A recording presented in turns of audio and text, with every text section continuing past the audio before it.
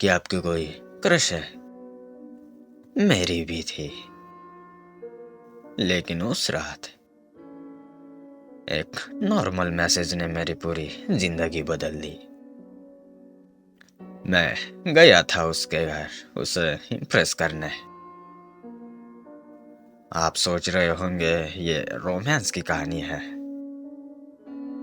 मुझे भी ऐसा ही लगा, पर वो रात डर और रहस्य से भरी थी। एक ऐसी कहानी जो मैं कभी नहीं भूल पाया। हेलो दोस्तों, आप देख रहे हैं स्कैरी स्टोरी अनिकेत के साथ। और आज की कहानी का नाम है उसने मुझे बुलाया। ये सब दोस्ती के 3 महीने बाद शुरू हुआ। प्रिया नाम सुनकर ही मेरा दिल धड़कने लगता था। कॉलेज में नया नया आया था और वो पहली लड़की थी जिसने मुझसे बात की थी। धीरे धीरे, हाँ मानता हूँ, बहुत चापलूसी करके मैंने उसकी दोस्ती हासिल की थी। हर शौक पूरा करता, मेरे लिए वही सब कुछ थी। फिर एक दिन रात के 11 बजे उसने मुझे मैसेज किया। अभी तक जाग रहे हो क्या? मम्मी पापा गाँव गए हैं, डर लग रहा है, साथ रहोगे कुछ देर? मेरे लिए ये एक अच्छा चांस था। मैं तैयार होकर निकल पड़ा। उसका घर शहर के बाहरी इलाके में था, एक पुराने कोठीनुमा मकान में। रात 11:30 का वक्त था। आसपास सन्नाटा, सिर्फ दूर किसी कुत्ते की रोने की आवाज। मैंने बाइक रोकी और गेट खटखटाया। प्रिया ने दरवाजा खोला। वह हमेशा की तरह खूबसूरत लग रही थी, लेकिन उसके चेहरे पर एक अजीब सी फिक्र थी, जैसे वो किसी बात को लेकर परेशान हो। अंदर आओ ना। आवाज बिल्कुल सपाट। घर के अंदर का माहौल और भी अजीब था। लिविंग रूम में केवल एक टेबल लैंप जल रहा था, जिसकी रोशनी हल्की पीली और टिमटिमाती थी। हवा में नमी और पुरानी लकड़ी की गंध थी। मेरे लिए चाय बनाई, बातचीत शुरू हुई, लेकिन वो अपनी सामान्य वाली बातों की ओर चुलबुली नहीं थी। वो बार बार ऊपर की मंजिल की तरफ देख रही थी। ऊपर कुछ है? मैंने पूछा। नहीं, बस ऐसे ही। आज इस घर में अजीब लग रहा है, उसने कहा। तुम्हारा फोन चार्ज पर लगा दो, सिग्नल यहाँ कम रहता है। मैंने फोन निकाला, बैटरी 10% थी।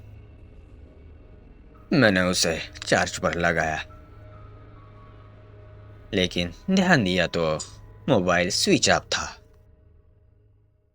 मैंने स्विच ऑन करने के लिए बटन दबाया, पर लाइट नहीं आई। प्रिया रसोई में थी। मैंने सोचा शायद लाइट नहीं है। फोन की बैटरी खत्म होते होते बंद हो गया। थोड़ी देर बाद हम दोनों सोफे पर बैठे थे, तभी ऊपर से एक आवाज आई। कोई बड़ा सा पत्थर खिसक रहा हो। प्रिया का चेहरा सफेद पड़ गया। तुमने सुना? उसकी आवाज कांप रही थी। शायद छत पर बिल्ली होगी, मैंने कहा अपने डर को छुपाते हुए। लेकिन ये कोई बिल्ली नहीं लग रही थी। फिर वो आवाज आई जिससे मेरे रोंगटे खड़े हो गए। एक सिसकी, लंबी, दर्द भरी, जैसे किसी ने सांस भरकर रोना शुरू किया हो। और वह आवाज सीधे ऊपर वाले कमरे से आ रही थी। मैं उठ खड़ा हुआ। प्रिया, यहाँ कौन रहता है ऊपर? कोई नहीं, उसने जल्दी से कहा। वो कमरा खाली है कई सालों से। लेकिन प्रिया मुझसे नजरें चुराते हुए बोल रही थी। तभी एक और आवाज आई, जैसे कोई गीले पैरों से लकड़ी के फर्श पर चल रहा हो। और ये आवाज सीढ़ियों से नीचे उतर रही थी, सीधे हमारी तरफ। मैंने प्रिया का हाथ पकड़ा। वो बर्फ की तरह ठंडी थी। प्रिया, कुछ बता रही हो, ये क्या है? उसने अपना हाथ झटक दिया। उसके चेहरे पर डर नहीं, बल्कि एक अजीब सी निराशा थी। तुम्हें नहीं जाना चाहिए था राहुल। मैंने तुम्हें बुलाया ही नहीं था। क्या मतलब? तुमने ही तो मैसेज किया था। मेरा फोन वो दोपहर से ही मेरे बैग में बंद पड़ा है। बैटरी डेड है। उसकी बातें सुनकर मेरी सांसें ही रुक गई। फिर वो मैसेज किसने किया? मैंने अपना बंद फोन देखा। वह आवाज अब लिविंग रूम के बाहर कॉरिडोर पर आ चुकी थी। प्रिया ने मेरी तरफ देखा और पहली बार उसकी आंखों में असली डर झलका। वो चाहती है कि कोई यहाँ आए, हमेशा से चाहती है। मम्मी पापा इसलिए गाँव गए हैं हर साल इस तारीख पर। कौन चाहती है? मैं चीखना चाहता था, लेकिन आवाज बस फुसफुसाहट निकली। मेरी बहन। मैं हैरान हो गया। प्रिया ने कभी अपनी बहन का जिक्र तक नहीं किया था। 7 साल पहले इसी घर में, इसी कमरे में प्रिया की आवाज एक रस हो गई, जैसे रटी रटाई बात बोल रही हो। उसने खुद को ऊपर के कमरे में फांसी लगा ली। मम्मी पापा ने सब दबा दिया, कहा कि दुर्घटना थी। पर वो चली नहीं। वह अकेलेपन से बहुत डरती थी। अब वो हर साल अपनी बरसी पर किसी को बुलाती है। तभी बाहर से आवाज आई। दरवाजे की कुंडी हिलने लगी, धीरे धीरे लेकिन लगातार। प्रिया रोने लगी। मैंने तुम्हें बताया नहीं क्योंकि मैं डर गई थी। अगर मैं किसी को बताती तो वो मेरे पीछे पड़ जाती। मुझे उसकी आवाजें सुननी पड़ती हैं रोज रात को। आज वो किसी और को चाहती थी। दरवाजा धीरे से खुलने लगा। उसके पीछे कोई नहीं दिख रहा था, सिर्फ एक गीला काले पानी का निशान जो दहलीज से अंदर फैल रहा था, और एक तेज बदबूदार गंध, जैसे सड़े हुए फूलों और गीली मिट्टी का मेल। मैं पीछे हटा। प्रिया सोफे पर सिमट कर बैठी थी, आंखें बंद करके कुछ बुदबुदा रही थी। दरवाजा पूरा खुल गया। ठंडी हवा का एक झोंका अंदर आया, जिसने टेबल लैंप बुझा दिया। अब केवल बाहर स्ट्रीट लाइट का उजाला था। उस उजाले में मैंने देखा दरवाजे की चौखट पर एक धुंधली सी आकृति खड़ी थी। लंबे और गीले बाल जो चेहरे को ढक रहे थे, और उन बालों के बीच से एक आग दिख रही थी, सूजी हुई लाल, और मेरी तरफ सीधे देख रही थी। वह आगे नहीं बढ़ी, बस वही खड़ी रही। लेकिन उसकी मौजूदगी से कमरा बर्फ जैसा ठंडा हो गया। मेरे हाथ पैर सुन पड़ रहे थे। फिर एक कर्कश फटी हुई आवाज हवा में गूंजी, जैसे किसी ने पानी के अंदर से बोला हो, राहुल, तुम आ गए। वो मेरा नाम जानती थी। मैंने सांस रोक ली। प्रिया ने कहा था। वो किसी को चाहती थी, और जब मैं यहाँ था, आकृति ने एक हाथ उठाया जो पानी से तर और सफेद था। उसने इशारा किया ऊपर की ओर, मेरी तरफ नहीं, सीढ़ियों की ओर। नहीं, मैंने कहा। आवाज लड़खड़ा रही थी। तभी प्रिया चीखी, चली जाओ, उसकी बात मत मानो।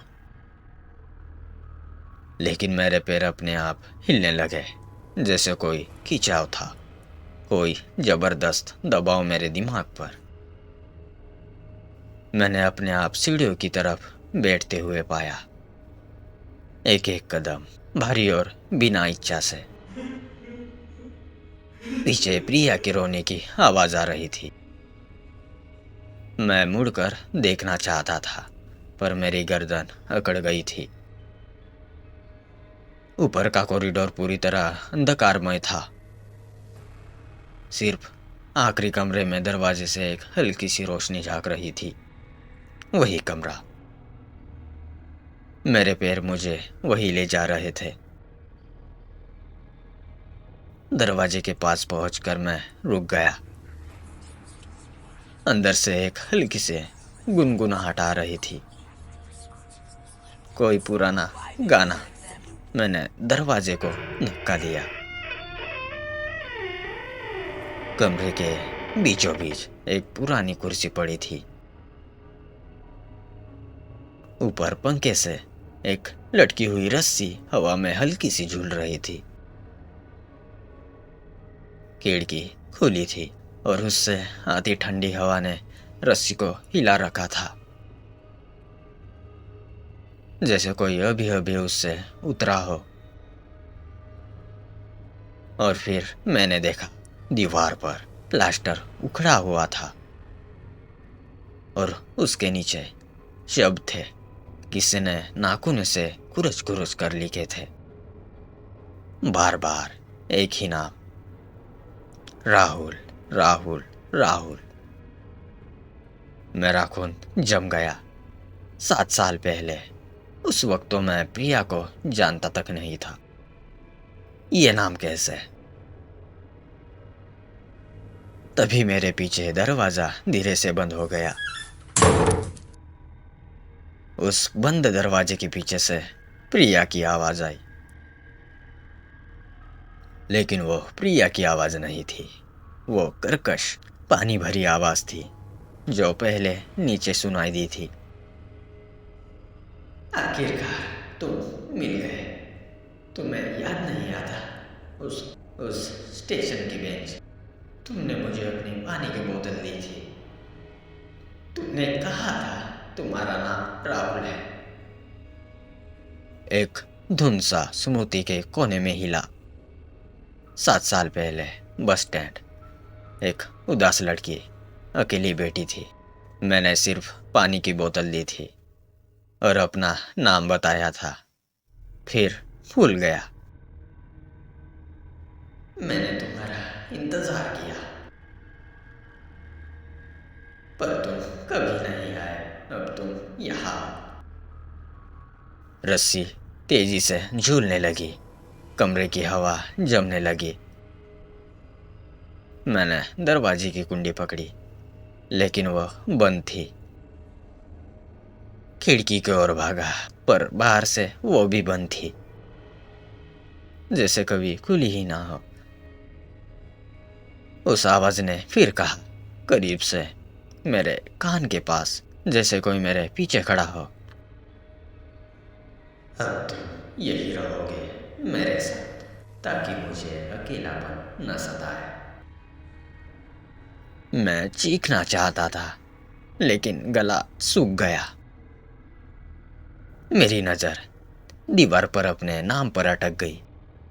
तभी नीचे से प्रिया की असली आवाज़ आई, एक जानलेवा चीख के साथ। और फिर अचानक सब शांत हो गया। दबाव गायब, ठंड गायब, दरवाज़ा अपने आप खुल गया। मैं लड़खड़ाता हुआ नीचे उतरा।